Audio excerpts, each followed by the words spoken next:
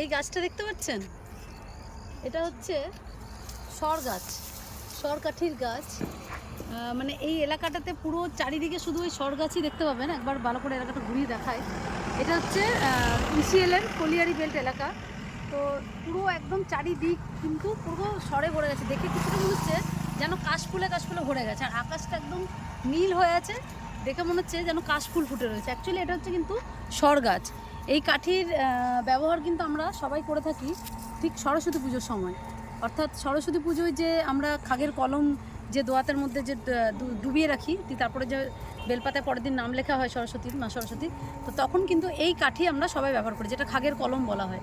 তো এই কাঠি দিয়েই কিন্তু আগে যে দোয়াত কালি দিয়ে যে লেখা হতো, সেই পেন কিন্তু এই কাঠি থেকেই তৈরি করতো, এই সর কাঠি থেকে। তবে এইভাবে যে আগাছার মতন চারিদিকে যেভাবে হয়ে রয়েছে অযত্নে বেড়ে ওঠা এই সর গাছ, এই সর গাছকে কিন্তু এত মানে আমাদের এখানে এই সর গাছের কদর খুব একটা না থাকলেও এটা কিন্তু খুব একটা হেলাফেলা করার জিনিস নয়। মানে কথায় আছে না যে গেয়েও যোগী ভিক্ষা পায় না, ঠিক সেটা সেই উদাহরণটা এই সর গাছের সঙ্গে খানিকটা মেলে। কারণ এই সর গাছ আপনারা জানলে অবাক হবেন, সেটা হচ্ছে সর গাছ কিন্তু বিদেশেও পাড়ি দেয়, যেটা আমাদের অনেকেরই অজানা। কিন্তু এই সর গাছ কিন্তু বিদেশেও পাড়ি দেয়।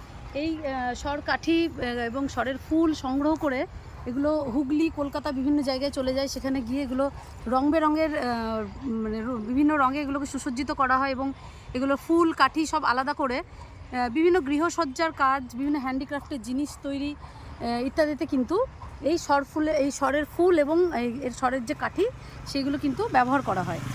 আর আরেকটা জিনিস আপনারা হয়তো অনেকেই লক্ষ্য করেছেন, গ্রামে গঞ্জে গেলে দেখা যায়, সেটা হচ্ছে গ্রামের যে বাড়ি হয়, যে অস্থায়ী যে বাড়িগুলো তৈরি করেন, সেই বাড়ির কিন্তু যে বাড়ির যে দেয়াল এবং বাড়ির যে চাল, সেই চাল ছাইতে এবং দেয়াল বানাতে কিন্তু এই কাঠিরই ব্যবহার করা হয়।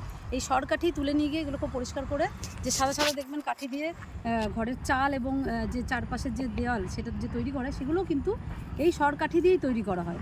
তো এই সর কাঠির কিন্তু ব্যাপক মানে সর কাঠির যে ব্যবহার, সেটা কিন্তু ব্যাপক হারে রয়েছে। এটা অনেকেরই অজানা, কিন্তু এভাবে আগাছার মধ্যে এভাবেই এরা বেড়ে ওঠে।